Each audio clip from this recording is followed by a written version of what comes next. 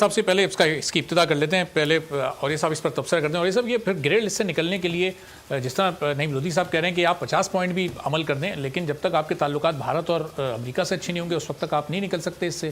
تو پھر یہ کیا واقعی شاہ محمود قریشی صاحب جو اس میں ایک سیاسی اینگل دیکھ رہے ہیں کہ پاکستان کے خلاف انٹرنیشنلی سیاست ہو رہی ہے, سیاست کے تحت پاکستان کو گرے لسٹ میں برقرار رکھا جا رہا ہے؟ دیکھیں, پہلی بات تو یہ ہے کہ جتنی جہالت کے ساتھ فیٹف پہ گفتگو ہوئی ہے پاکستان کے اندر, شاید ہی کسی چیز کا آپ سوچ سکتے ہیں کہ بنیادی طور پر کب اس کا سٹرکچر پڑے کہ G7 نے ایک مانیٹری باڈی قائم کی اپنے مفادات کے حصول کے لیے, اور 1986-87 میں پھر اس کے ساتھ اس کا دائرہ کار بڑھایا گیا.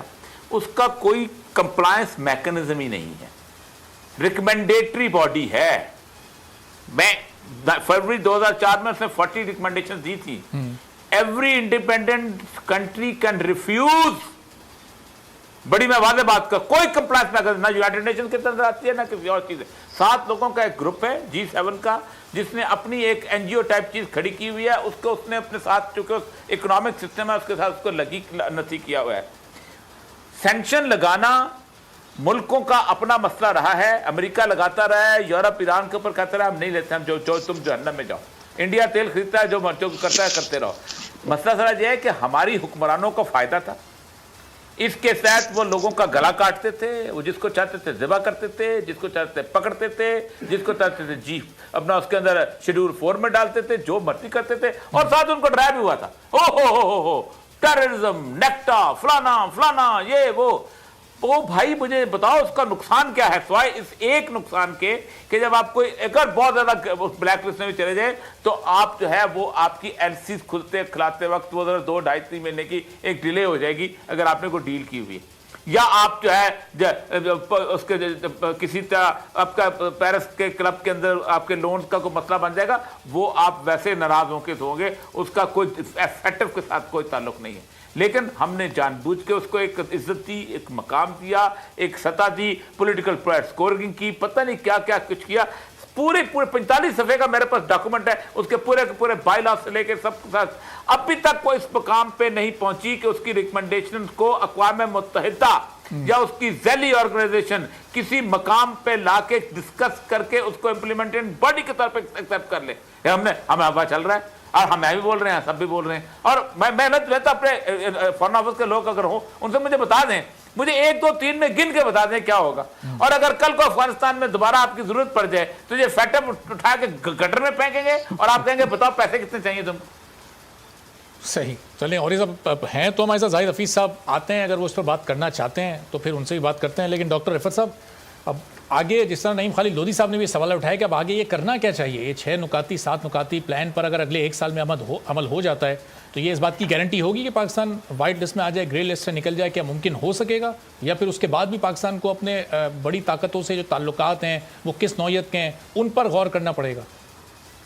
جی دیکھیے, اس کے اندر 2 باتیں بڑی کرٹیکل ہیں کہ جو فیٹف کے مطالبات ہیں جس کو UN کی ریزولوشن کے ساتھ منسلک کیا جا رہا ہے 1272 اور وہ 1373 کے ساتھ منسلک کیا جا رہا ہے, اس کے اوپر عمل درآمد جو ہے وہ پاکستان کو ہر صورت میں کرنا پڑے گا. کیونکہ UN ڈیزگنیٹڈ اینٹیٹیز کے خلاف وہ جو انہوں نے ٹیررزم کے حوالے سے آپ اس لسٹ سے اختلاف کر سکتے ہیں, لیکن وہ UN کی ڈیزگنیٹڈ اینٹیٹیز ہیں, انڈیویجولز ہیں, آرگنائزیشنز ہیں, اس کے خلاف آپ کو کارروائی کرنی پڑے گی.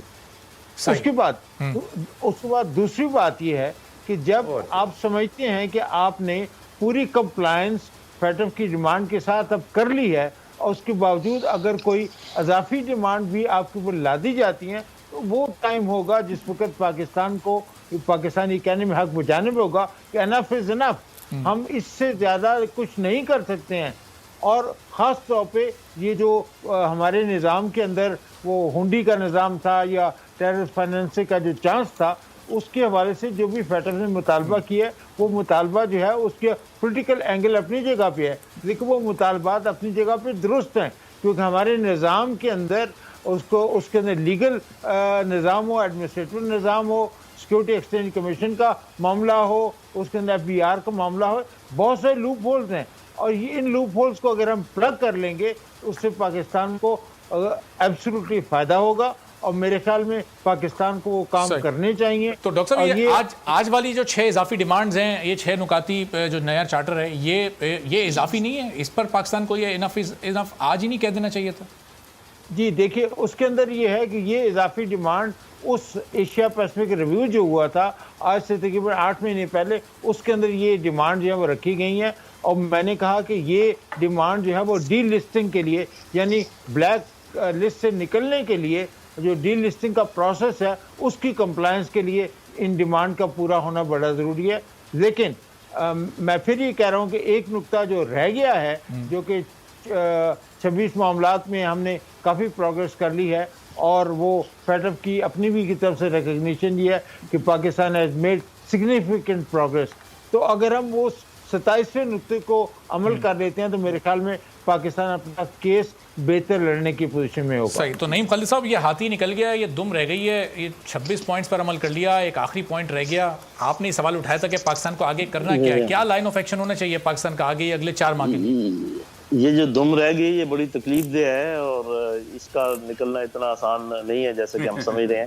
دیکھیں، بات یہ ہے کہ جب بھی کوئی ملک کو احساس ہو جائے کہ ہمارے ساتھ 2 نمبری کی جا رہی ہے، اس کے باوجود وہ خاموش رہے اور اسی ڈگر پر چلتا رہے اور کمپلائنس کرتا رہے، تو دوسرے تو یہی سمجھیں گے نا کہ بیوقوف ہے پرلے درجے کا، اور اس کو تو ہم 6 اور دے دیں گے، اس کے بعد 6 اور دے دیں گے. تو جو آپ نے درمیان میں ایک لقمہ لگایا تھا، میں بالکل اس کا حامی ہوں کہ پہلے ہی کہہ دیں، آج ہی کہہ دیں کہ انف از انف. آپ نے جو 27 پوائنٹ پہلے دیے تھے ہم اس پہ پورا کریں گے. یہ 27ویں پہ ہم کام کر رہے ہیں، یہ ہم آپ کو پورا کر کے دکھا دیں گے. ہم مزید آپ کے پوائنٹ نہیں لے سکتے. بہت شکریہ، ان کو آپ اپنے پاس رکھیے. ہم اپنے فائدے کے لیے جو مزید چاہیں گے، ہم چاہے 100 پوائنٹ اور کریں، لیکن ہم خود اپنے اختیار کے تحت کریں گے، اپنے ذمہ داری کے تحت کریں گے. نعیم صاحب، جب دنیا بھر کے بڑے بڑے اداروں سے قرض لیا ہوا، آپ نے کئی ممالک سے بھی قرض لیا ہوا ہو، تو پھر وہ اس ایسے ملک کی صورت میں آپ کھڑے ہو کے بات کر سکتے ہیں کانفیڈنٹلی کہ انف از انف؟ دیکھیں، یہ بات اوریہ صاحب نے میرے خیال بالکل کلیئر کر دیا ہے کہ جن چیزوں پہ آپ کو دھمکایا جا رہا ہے اس کی ایگزیکیوشن ممکن نہیں ہے. یہ ایسے نہیں ہے کہ یہ کہیں لکھا ہوا نہیں ہے کہ اگر آپ FATF کے فلانے گرے لسٹ میں رہے تو آپ کو یہ چیز نہیں ملے گی، وہ چیز نہیں ملے گی. یہ ان کی ثوابدید تو ہے. اب دیکھیں، فرانس ہم سے ناراض ہے اور وجوہات کی بنا پہ ناراض ہے، ہم نہیں جاتے ڈیٹیل میں. تو وہ جب بھی فرانس کا ووٹ آئے گا تو وہ ہمارے خلاف آئے گا. ہمیں یہ چاہیے کہ دنیا بہت وسیع ہے، اللہ تعالیٰ کی زمین کوئی تنگ نہیں ہے، خدا نہ خواستہ. Excuse me. چین، روس، سینٹرل ایشین کنٹریز، ٹرکی، ایران، افریقہ، ایسٹرن یورپ، کچھ ساؤتھ امریکہ، یہ جتنی جگہوں کا میں نے نام لیا، ہر جگہ ایسے ملک موجود ہیں جو تنگ ہیں اس قسم کے نظام سے.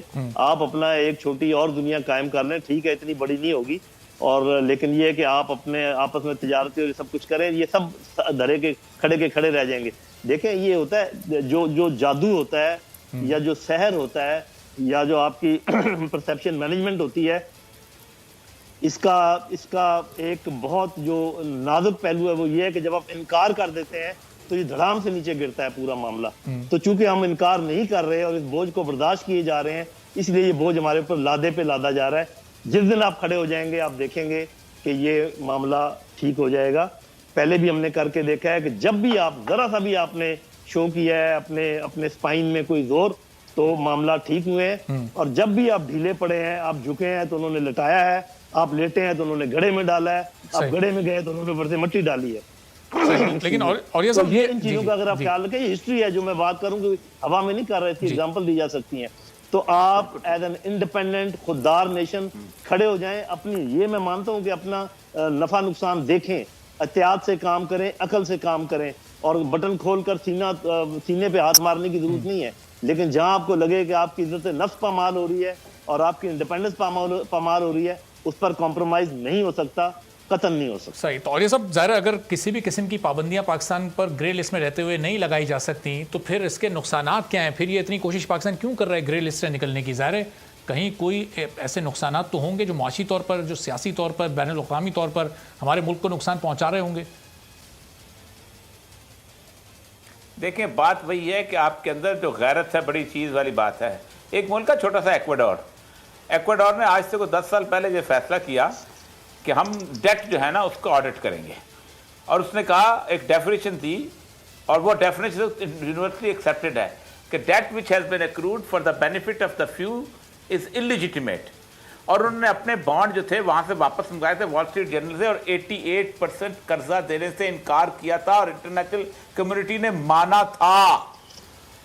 इतना सा मुल्क है, उसके साथ 3 और मुल्क हैं लैटिन अमेरिका के, उन्होंने ये किया था।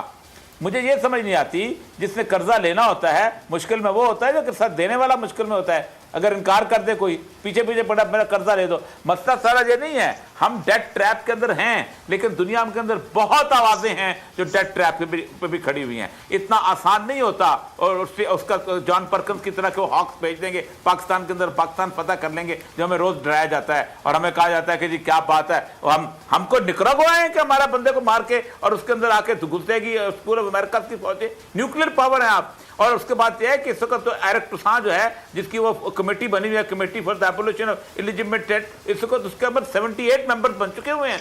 एक तो डेट की बात आपने जो की, डेट का जो खौफ चलाया जाता है, वो दुनिया में बहुत बड़ी डेट जुबली की मूवमेंट आज तक 12 साल पहले चल चुकी हुई है, उसको भी छोड़े। फेटफ को सिर्फ और सिर्फ एक बहाना बनाया जाता है खेल का हमारे यहाँ, और सिर्फ यही वजह है। मैं आपको बताऊं, मैंने ब्यूरोक्रेसी में जो 25 साल गुजारे हुए हैं, हमारी हेल्म ऑफ पेपर जो ब्यूरोक्रेट बैठे हुए हैं, उनके दिमाग के अंदर एक अजीब गरीब खन्नास पॉलिसी मेकर है कि हमारा बेटे की वहां नौकरी है, हमारी बेटी वहां पढ़ रही है, हमारे स्कॉलरशिप वहां आ रहे हैं। ये छोटे छोटे बेनिफिट्स की बुनियाद के ऊपर हम वेस्टर्न वर्ल्ड को हमने अपने सर पे सवार किया हुआ है, और हम चाहते हैं कि जो वो अगर वो चाहे ना कि हम पेंट के अंदर अंडरवियर ना पहने क्योंकि इससे टेररिज्म का खतरा है, तो हम अंडरवियर पहनना छोड़ देंगे। इस तरह की हमारी हालत है। सही।